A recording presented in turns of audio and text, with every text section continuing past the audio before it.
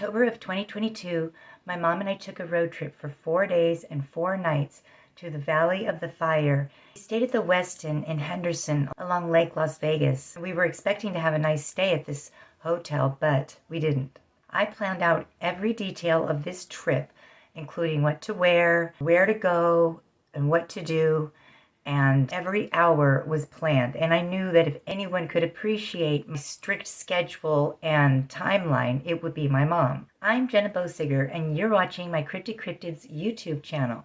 And if you have an interest in cryptids from the present and the past, don't forget to hit the like for this video, make sure you're subscribed, and hit the notifications bell if you would like to be notified every time I upload new videos or go live. I really do appreciate it.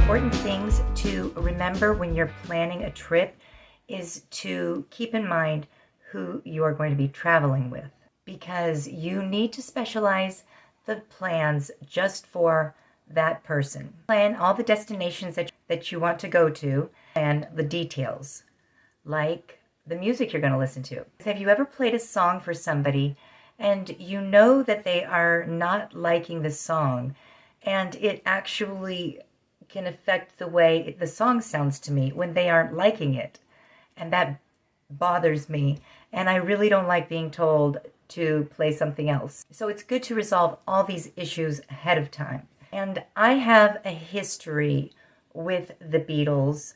When I was in high school, I learned to play the guitar, and I had all the Beatles songbooks, all the Beatles records, and I was very, very obsessed with the Beatles. We were both able to agree to listen to the Beatles on the Sirius radio channel the entire time.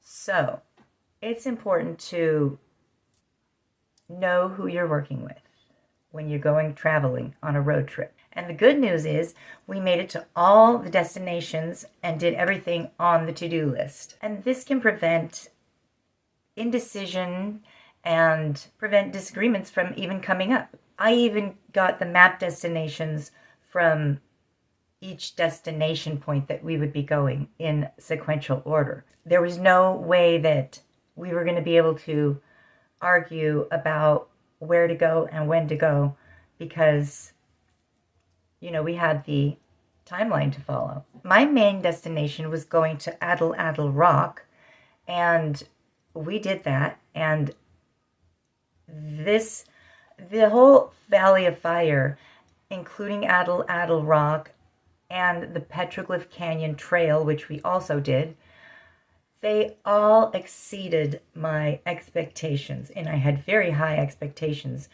But the scenery, the history, the geology, the landscape, it was stunning and spectacular. It was everything a photographer and a geologist and an archaeologist, it had a lot going on. It was all worth the trip. There were some places that we did not get to go, but we at least were able to drive by them on Mouse's Tank Road. And we were able to drive by. We did not get to walk the fire wave or the pastel pink wave. We stopped just so briefly at the Silica Dome, but we weren't able to really go walking around there either. And we didn't get to go to the Elephant Rock. However, there were a lot of rocks that resembled the tusks, and you can imagine them just like this body covered in mud. And some of the skin, some of the rocks, the texture of the rocks looks like elephant skin. And so there was some really amazing sights to see. And all I could think of was mud flood. Everywhere I looked, mud flood, mud flood, mud flood. I mean, a lot of mud, like a sea of mud. Maybe when the comet hit the Yucatan Peninsula, but some kind of a mud flood happened here. I had to break these videos into parts. I'm not sure how many videos there'll be, but the parts include Atlatl Rock, Petroglyphs Canyon Trail, the Lost City Museum. Those are the places that we went. And I also had on the to-do list going to the hotel jacuzzi, and I did that, and that was amazing. But the hotel was bad. My mom complained and got a big discount, and I never would have complained. And that means I wouldn't have gotten a discount. I would have paid full price, even though there were 2 spiders in webs, and then cobwebs by the lamp in between our bed. There was 1 towel. There was no shampoo and no body wash, and then there was somebody else's leftovers in the bathtub.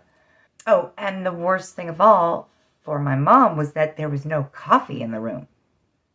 And one night, I finally was able to doze off, and around 3 in the morning, over a loudspeaker in our room, comes blaring a siren repeating, "Pew, pew, pew, pew," and a man's voice like going, "Attention, attention!